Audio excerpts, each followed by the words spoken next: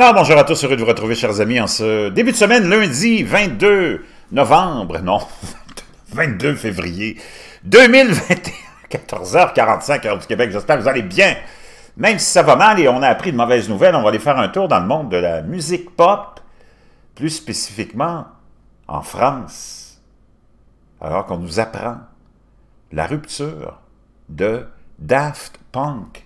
Honnêtement, un groupe que j'apprécie encore beaucoup, malgré mes 58 ans, un groupe extra, je suis un amateur de musique, ayant été moi-même musicien à une époque, toujours proche de la musique, tous les styles de musique. Quand c'est bon, peu importe le style, la langue, l'époque. Et Daft Punk était probablement un des groupes les plus prolifiques, les plus populaires et un des meilleurs dans son genre. Et quelle n'avait pas été ma surprise quand j'ai appris que c'était un groupe français. Je ne pensais jamais que les Français étaient capables de produire un groupe comme celui de Daft Punk. On connaît la musique française, que ses racines dans la chanson, et que j'apprécie beaucoup aussi. J'étais un grand amateur des plus grands de la chanson française, en passant par Léo Ferré, les plus grands interprètes comme Édith Piaf, mais ce genre musical-là, c'est vraiment pas la spécialité des Français. Et je vous avoue que ça m'avait vraiment surpris quand j'ai appris que c'était un groupe français. Donc un groupe qui a connu énormément de succès. Et on apprend maintenant que Daft Punk, le duo de danse légendaire, se quitte après 28 ans. Après sa formation, 28 ans après sa formation, à Paris, nous rapporte Pitchfork. Daft Punk, le duo parisien responsable de certaines des chansons dance et pop les plus populaires jamais réalisées, s'est séparé. Ils ont annoncé la nouvelle avec une vidéo de 8 minutes intitulée « Épilogue », extraite de leur film Électroman de 2006, lorsqu'on leur a demandé si Daft Punk n'existait plus. Leur publiciste de longue date, Catherine Fraser, a confirmé la nouvelle à Pitchfork, mais n'a donné aucune raison à la rupture.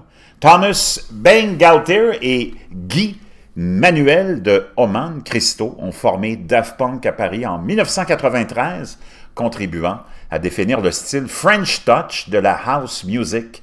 Leur premier album, Homework, en 1997, était un repère de la musique dance avec des singles classiques Around the World, hein, tout le monde se rappelle de Around the World, et Daft Funk. Lors de la sortie de sa suite Discovery en 2001, le duo avait pris l'habitude de faire des apparitions publiques dans les tenues de robots qui sont devenues leur marque de fabrique. Les chansons comme One More Time et Harder, Better, Faster, Stronger les ont cimentés comme des superstars mondiales. Leur empreinte dans l'imaginaire populaire a continué de s'approfondir dans les années suivantes, avec des disques comprenant le troisième album, Human After All, et le long play Alive 2007, et le Tron album de la bande originale de Legacy. 20 ans après le début de leur carrière, Daft Punk a explosé une fois de plus avec la fameuse chanson Get Lucky. Le premier single de leur album de 2013, Random Access Memories. La chanson omniprésente s'est vendue à des millions d'exemplaires à travers le monde et a remporté 2 Grammy pour le duo et invité Nile Rodgers et Pharrell Williams, qui ont tous deux figuré sur le single suivant, Lose Yourself to Dance. Random Access Memories a valu à Daft Punk 3 autres Grammys, dont l'album de l'année, et la cérémonie a accueilli l'un ou l'une des dernières mises en scène de leur spectaculaire spectacle en direct. Quand vous savez comment un tour de magie est fait, c'est tellement déprimant, a déclaré Bangalter à Pitchfork dans un article de couverture de 2013. Nous nous concentrons sur l'illusion parce que le fait de dévoiler comment cela se fait éteint instantanément le sentiment d'excitation et d'innocence.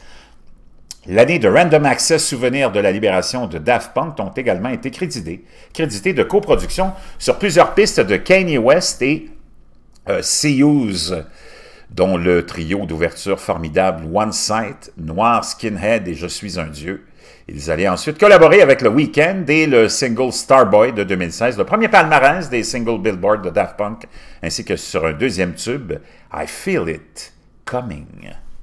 un autre grand succès. Au-delà des singles, leur identité visuelle, leur mystique interstellaire et leur philosophie de la musique de fête ont inspiré des générations d'artistes de tout genre. La chanson phare de LCD Sound System, Daft Punk is Playing at My House, a capturé l'incarnation paradoxale du hipster cool et du duo, alors même que leur single dominait les ondes. Ils ont publié plusieurs lots de produits incroyables pour les fêtes. Ils ont été échantillonnés par les grands R&B, Janet Jackson et Jasmine Sullivan, parodiés dans Family Guy et Powerpuff Girls et célébrés dans des galeries d'art du monde entier.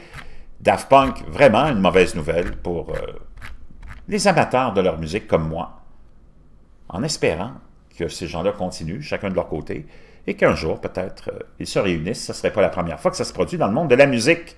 Daft Punk, rupture de ce groupe, de ce duo, dans le fond, légendaire.